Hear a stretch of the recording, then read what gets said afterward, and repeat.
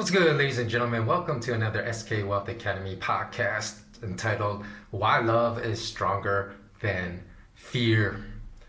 So, I've mentioned before in previous podcasts that scientific studies performed at Emory University. I'll put a link in the show notes for this video in the YouTube video, so you can just go to my YouTube channel, SK Wealth Academy 2, and you can check out the video. I'm actually going to try to maybe post some of these old videos. I haven't posted like any videos to my old SK Wealth Academy channel and YouTube channel in ages, but maybe perhaps I'll just, upload some of these newer videos as well and put them on both channels so people know I am posting to this new channel, SK Wealth Academy 2.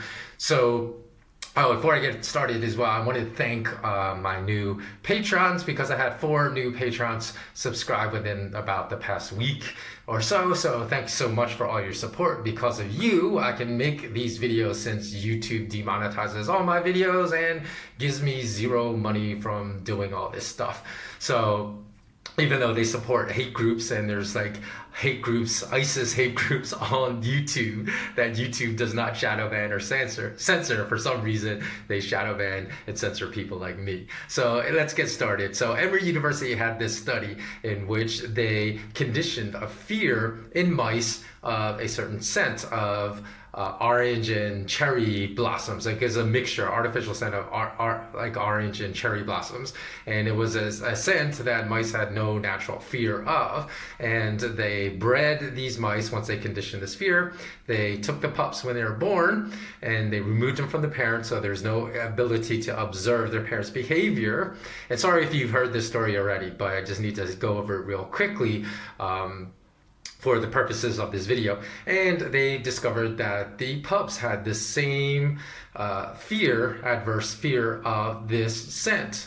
And while other pups that were bred to other mice had no fear. So they had a control group to show that there was no natural fear in mice of this scent. And then curiously enough, they found that it lasted for 2 generations. So they bred the pups once they were old enough to breed, and they found that the pups, the grand pups of the original mice, also had a fear. So it was only by the 3rd generation that the fear no longer lasted. So they think that these fearful memories are actually imprinted genetically in the DNA somehow. It's passed on. Although they haven't found the specific DNA markers, this fear seems to be somewhat parasitic, like it's a negative parasite that infects the DNA of the parents and is passed on to the children and then the grandchildren. So they're trying to find if the same link exists in human beings. And I would argue that it probably does, because if you look at multi-generations of families that have been doing immoral and evil things throughout history, like the Rothschilds,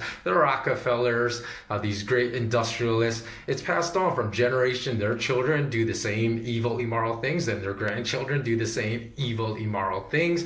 You look at people like that own Zara and that own H&M that are over in Sri Lanka running these sweatshops, exploiting poor people, paying them only $1 or $2 per pair of jeans, and that's for everything, for labor and materials. They're demanding this because I mentioned there's a documentary called The True Cost that you can watch to see how exploitative the disposable fashion industry actually is. And if you think that that's the total cost of a pair of jeans, $1 or $2, what are they paying these employees? They're probably paying these employees like less than $1 an hour. And in fact, they interview some of these employees and they literally plead to the viewers of the documentary to please stop buying clothes from H&M and Zara, because even though it's their lifeline to survival, they say if you stop buying their clothes, then they will be forced to, as a boycott against their exploitative labor practices, then they will be forced to pay higher wages. So even though temporarily they may lose their jobs and their lifeline to survival, they're willing to go through that just so they don't continue their exploitative practices. So I really encourage everyone to watch this documentary, because you really see the pain on these young underage children workers that are exploited when they speak about the conditions and the money they're paid. So I imagine even the children of these people, because these are very deceitful exploitative practices. And I believe, since it's been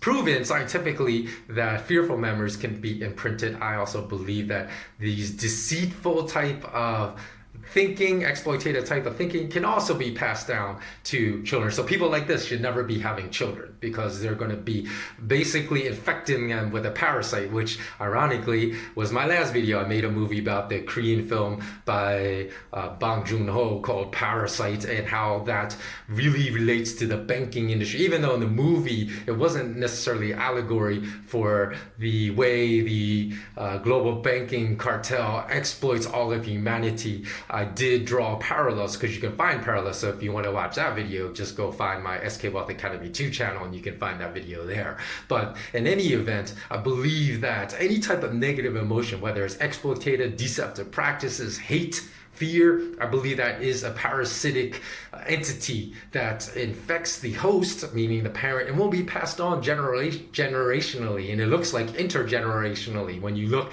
at how certain families that just immorally inflict destruction upon society, that's really lasts for generations through that family's legacy. So again, I believe if you're a single person, or a parent that or not a parent, but a couple that has not yet had a child, think about this. Would you rather pass on these hateful, deceitful practices? Because if you're someone like a banker in the banking industry, you exploit humanity, to gain a tremendous amount of wealth. Do you want to pass on that thinking to your children? Because it's possible. It hasn't been scientifically proven yet, but it's possible that it could be. So if you say you love your kids and you want to have a kid, and you engage in an industry whereby you are exploiting humanity to make your profits, it's probably that type of thing is going to be passed down to your children. You're going to be dooming your children from the start to a life without integrity, a life without soul. And so, but what I said in the beginning, though, I think love is much more powerful, because if you look at any movement, say like the Third Reich and the Nazi movement, hate, it eventually implodes, because hate is a parasite that infects the host and that will destroy the host from the inside, will rip its guts and intestines out and make the host implode. Whereas love, that can spread. So hate can be a binding force, but temporarily. It always implodes. Temporarily, it can bind people that have the same hatred as a group, but it always implodes. But if you look at love is forever lasting, and it also can bind a community in a much stronger way. So every day, I say be grateful for something. Even if you're going through struggle, you find one thing you can be grateful about every day, and then try to pass on some love to other people. Because, no matter, unless you're out homeless on the streets just struggling to survive, there's likely people in a worse situation than you are. So no matter how bleak your life appears to be, there's always someone in need that you probably can help out. So try to reach out and help people, and just make sure that your heart doesn't turn into a stone, and feed that compassion, because that type of love, that type of brilliant love for humanity, if you practice this daily, you haven't had kids yet, your children will also get that same mindset. There's a good chance, I don't know for sure because science hasn't proven it, but since I think love is much stronger than hate and fear, if certainly fearful memories can be passed down, then I think there's a better chance genetically that love for humanity, compassion for your fellow human beings, understanding for others, a strong sense of community and civic duty. I think those type of memories can also be passed down to kids. And I certainly know that defiance can, because I've had discussions with my father, and I'm very defiant. That's why I always speak truth to power. But sometimes I thought, if you ever heard the saying that sometimes there are people born with revolution in their blood, I really, used to think that, because I had this mindset from 6 years old. At 6 years old, I can remember thinking like this, and I would think, what makes me think like this? I think I was just born with revolution in my blood, a revolutionary state of mind. But yet now I think, hey, after having these long discussions with my father, who had, been and seen war in Korea, that I think, and I learned some stories of his defiance. I think that's where my defiance comes from. I think it's passed on, but that is in a good way. Defiance and speaking truth.